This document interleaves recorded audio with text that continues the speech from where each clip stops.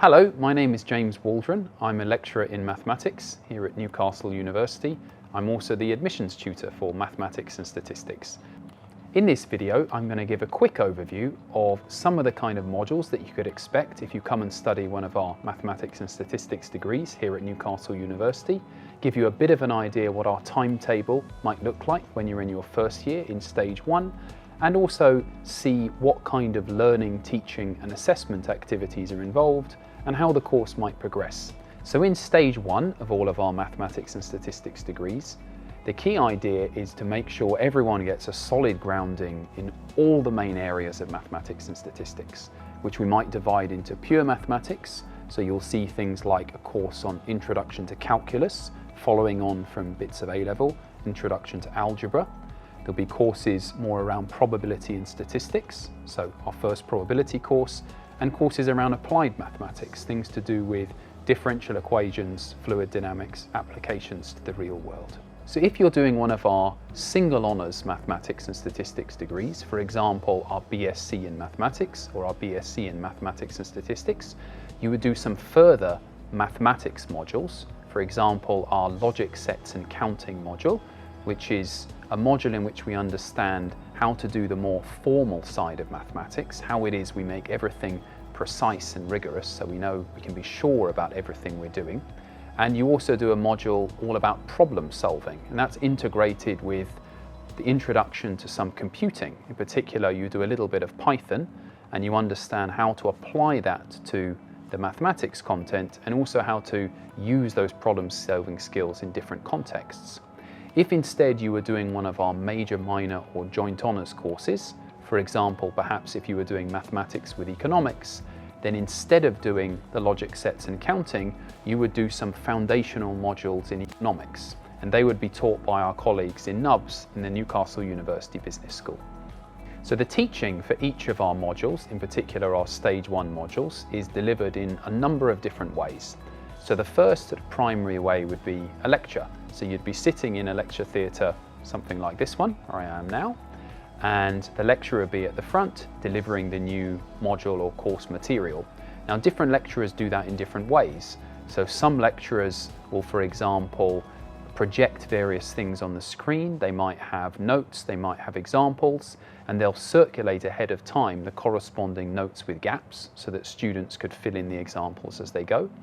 Other lecturers will be teaching on a whiteboard. They find that particularly good in order to be able to draw diagrams, to go through examples slowly by hand so students see all the steps.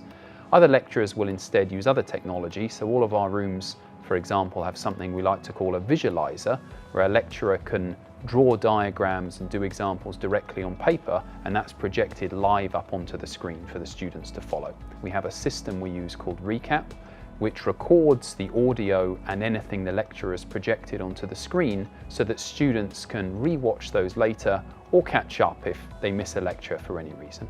So another type of session which you could expect to see often in stage 1 is what we call a problem class.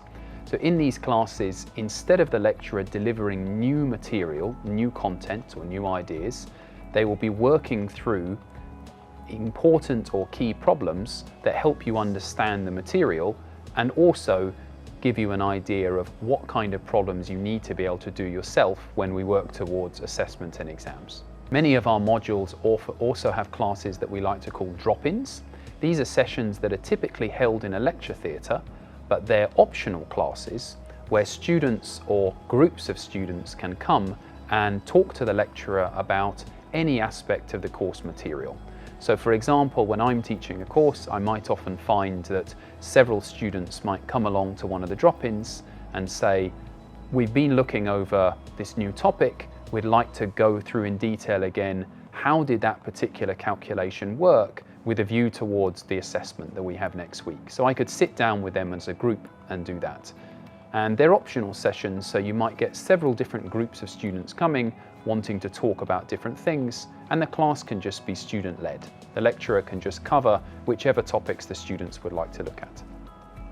In stage 1 of our degrees, there's also a number of smaller group activities, so small group tutorials of various kinds.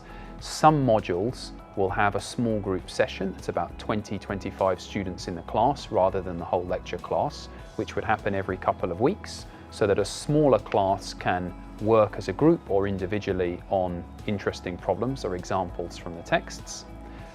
In stage 1, there are also a lot of tutorials that are designed to support students, particularly in the first and second semesters of their stage 1. So our transition team, who you'll meet further in other videos, offer a number of tutorials where students can go along and talk about any aspects of any of their courses. So currently we have 4 of those every week, and students can go to as many or as few as they wish, often just individually to talk one-on-one with a lecturer about any content which they'd like help with. So in both stage 1 and stage 2 of our mathematics and statistics degrees, we do a certain amount of computing each year. The idea is to develop some basic computer skills for all of our students, but to see how to apply those to mathematics and more generally to other real-world problems. So for example, if you were doing our problem solving with Python module in stage 1, if you were a single honours mathematics or mathematics and statistics student, every week, as well as a lecture, you would have an extended computer practical. We have our own computer room in the Herschel building, our mathematics home, on the first floor, where we have a large number of computers, and each student would get their own computer, and there would be the lecturer and a number of other assistants going around helping students work through the exercise. So the computing is something that's really done live in a kind of practical environment rather than just students doing it individually at home. Whichever stage and whichever semester you're in across all the years of our degrees, every lecturer who's delivering a module or a course to you will have at least 2 office hours every week. These are hours in which the lecturer is in their office and available to talk to students either individually or in groups. So a student can go along to any of those hours and just talk in detail about a specific problem. In any of your stage 1, stage 2 mathematics modules, you would have some written assignments, things a little bit like homework if you like. They would happen 2 or 3 times each semester for each module. You would get some list of questions, you would have a couple of weeks to work on them, you're encouraged to discuss them with your colleagues, and at the end you write up your own solutions, you hand those in and you get them back a little time later with marks and feedback. Some courses, particularly in stage 1, have what we call a mid-semester test. That is a kind of mini test, usually happens in a lecture theatre in 30 to 40 minutes. The last kind of course at the end of every semester, so both in January and in May or June for the second semester, most modules have a final exam, which makes up the majority of the assessment for that module. If you choose to stay on for a 4th year to do either our MMath or MMath Stat degree, which is an integrated master's programme, then a large part of the 4th year is the MMath or MMath Stat project. So that's a master's level dissertation in which you would work with an individual member of staff on a detailed project, and as part of the assessment you would give a presentation at the end of the first semester, and then you would write a written project to describe your work at the end of the second semester. A key part of our stage 1 assessment is something that was actually developed here in Newcastle University a few years ago, which is our computer-based assessments delivered through our numbers system. So these assessments work in a particular way that lecturers are able to give you access to a large bank of practice questions, and the great advantage of our numbers system is that you can do as many practice questions as you wish. If you get a question wrong, you can often ask it for feedback and hints, and then you can ask to try a new question. And the computer will change some of the numbers, change some of the variables, change the settings a little bit so that you're genuinely trying a new question each time. After you've had a chance to practice the questions, the lecturer is then able to offer the assignment in an assessed mode, and you would typically then have a week to work on those. So in stage 2, the second year, we continue to build on the foundations that you will have got in the first year. So we again have a range of modules covering pure mathematics, things like algebra, complex analysis, applied mathematics, so fluid dynamics, transforms and waves, and statistics and probability. So you start learning about stochastic inference and more advanced aspects of probability. Now some of the programming or the computing you got in stage 1 is then developed a little further here and applied to some of these higher level modules. So some of the Python you can start applying to fluid dynamics to really investigate how these fluids and the corresponding differential equations behave, and some of the R, which is a bit of computing that allows you to explore complicated things in statistics or probability, is applied to some of the new probability and stochastic inference that you would see. If you were doing one of our joint honours courses, so mathematics and economics or mathematics and accountancy, then in stage 2 you would do 50% mathematics and 50% your other discipline. So some of the mathematics modules I mentioned you would take, and your other credits would be taken up by more specialist modules either in economics or accountancy. That would be similar if you were on one of our major minor courses, either mathematics with finance or mathematics with business.